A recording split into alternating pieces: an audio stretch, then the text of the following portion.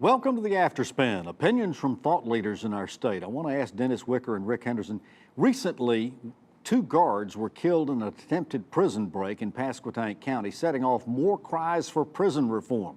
What reforms do we need to make our prisons safer for both the inmates and the guards? Dennis? Well, first, our hearts go out to the families of the two slain officers in the prison system and for the honorable work that they were doing, serving the public in that way. But look, you know, we've had a lot of bad publicity about what's been going on in our prison system. You know, the sex and drugs and all kinds of things of that nature. Suicides. Yeah. That has no place in our system. So I think a couple of things. And one is I'm going to agree with our friend Leo Daltrey, who on the show one day said that we need to start looking at higher pay for these kinds of services that are rendered. Prison guards make entry-level pay. We need better training and better standards for these officers. I think we've got to change the culture within the prison system, and that starts at the top.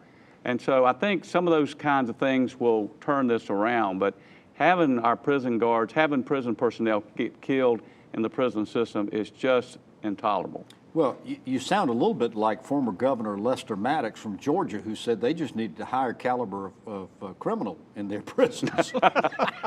The Deputy Secretary of Corrections in charge of our prisons resigned this past week. Yes. What do you think's got to happen here, Rick? Well, Dennis is onto a lot of it in that, first of all, the people who are serving as corrections officers, as prison guards, probably should have a higher level of pay, because the starting pay level is about what a starting teacher makes, and it's a much more dangerous line of work.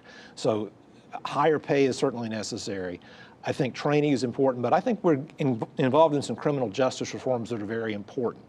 The situation in Pasquotank County, for instance, you had prisoners who had been, in case a prisoner who had been involved in stabbing someone to death, who was working in a prison laundry where there were scissors available, and that person... it was a cut and sew operation. Cut and sew operation. Yeah, so yeah. using scissors, and yeah. that person had access to that. So there has to be better placement of prisoners, probably a lot more in juvenile justice reform as well, as making sure that nonviolent juvenile criminals are kept away from the more violent adult population, and things to make towards a more rehabilitative state inside the prisons, and then also better training of personnel that we have. The legislative leadership has been saying that they intend to appoint some study commissions. Yes. to go to work on this. Are you optimistic about what might come out of that? I am. I actually am. I think Senator Berger, it rang a bell with him, and I recall he was very Sherman-esque about the fact that he wanted to get to the bottom of this. So I'm optimistic about it. Yeah, I am too. I think that they are really serious about this, because this is something that just shocks everybody when it happens. Yeah, no question. Well, thank you for watching the Afterspin. We'll have more video all during the week on ncspin.com.